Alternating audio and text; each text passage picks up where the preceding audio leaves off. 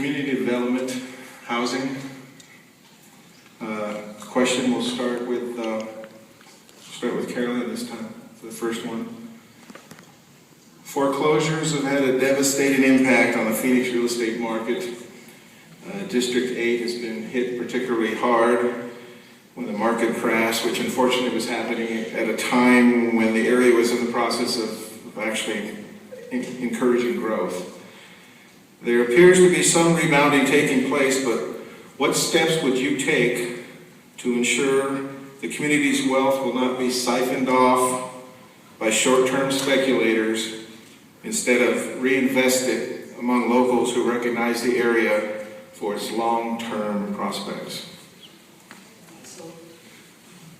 So what I would do is go back to the same community and the people again, and we find out who are the leaders of that community, so we can get some of this abandoned property and use it for something. We got houses all boarded up, and we got homeless people all over the place. Something ain't looking right. But even though I'm one of the smartest people in the world, I still need your help. I need us to come together and find out what do the people want to do about it. It's not about Carolyn T. Lowry. It'll be about what we want to do. We want these abandoned lots and businesses. We want some type of business in there. All these, even churches, are up for sale. We need to put some people in them churches. So really, the issue of foreclosures was a national one. I mean, we had a predatory lending practice that preyed upon, frankly, working class families, people of color, and our communities. And we need to make sure that the leadership that we provide on the City Council is connected to the larger scale leadership, not just here in the state, but nationally. So I'm proud to have the endorsement of Congresswoman Sinema and other folks on the state legislature who are looking at this issue. But on the city level, we need to look at what we can do, what we can realistically do, and not make promises we can't keep. One, we should expand the homeowner project that the City of Phoenix is already currently looking at to keep people in their homes. Not only to keep people in their homes, but also to help people buy homes that are distressed. So you can help as a city to, properties that are foreclosed can be up on the sale with the city assistance to get people into them for smaller down payments, and to automatically stabilize the community and let it, instead of allowing these foreclosures to persist and to lag. Because when homes are on the market for longer and foreclosed, they often get broken windows, copper and metal gets stolen out of the air conditioning units, they become harder to sell. So we need to move those commodities quicker. And we need to help as a city to get people in them and also to make it easier to stay in them. But fundamentally, we need to make sure that our community has a very consistent and strong foundation. And you create a consistent and strong foundation for families and homeowners by making sure that you've got quality schools for their kids to go to, so that their kids aren't getting caught up in crime. That you've got quality jobs right here in the neighborhood and ways to get to those quality jobs in the neighborhood.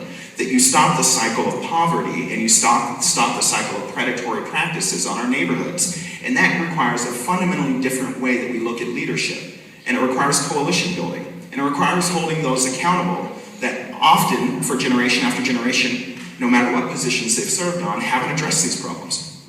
Thank you.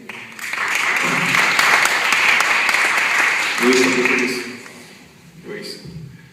It's the whole real estate boom and then the bust. And a lot of people got caught up in it. Now once we have all these properties that are foreclosed and abandoned, one of the key things we have to look at is who owns them. As I said, one of the things I believe in is the rule of law. So a property owner has his rights. It's his property. And so long as he doesn't go against any city ordinance, having trees overhanging the street and all that kind of stuff, he essentially can keep his property the way it is. What we need to do is try to find those owners and try to find out what they're doing with the property and encourage them and partner people that are looking for houses with houses that are available. We need to look at the inventory and then try to actually reach out to people that don't think they can buy a house and make sure that they have all the help that they need, and partner with real estate organizations. And I'm not talking about having another government committee, but actually calling them and saying, hey, we want to try to partner up people that can really afford a house but don't think they can. They're already paying essentially a house payment for rent. And get them into these houses that have been foreclosed, that are bank owned. And that's how you try to solve that problem, but you got to get down to people. You can't keep it at the government level.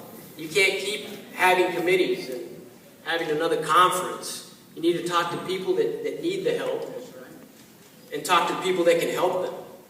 And so that's where I think that, you know, as a city, we need to partner these people together. There's plenty of real estate organizations out there. There's plenty of organizations like Chicanos por la Causa that actually are involved in trying to find people homes.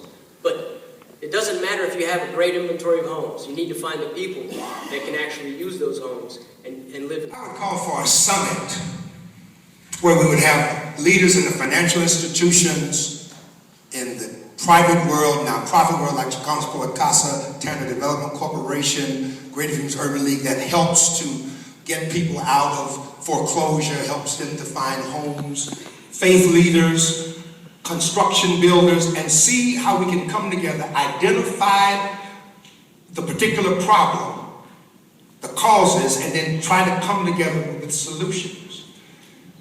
Let me say this to you. You don't have to be an individual to not get a loan with a company.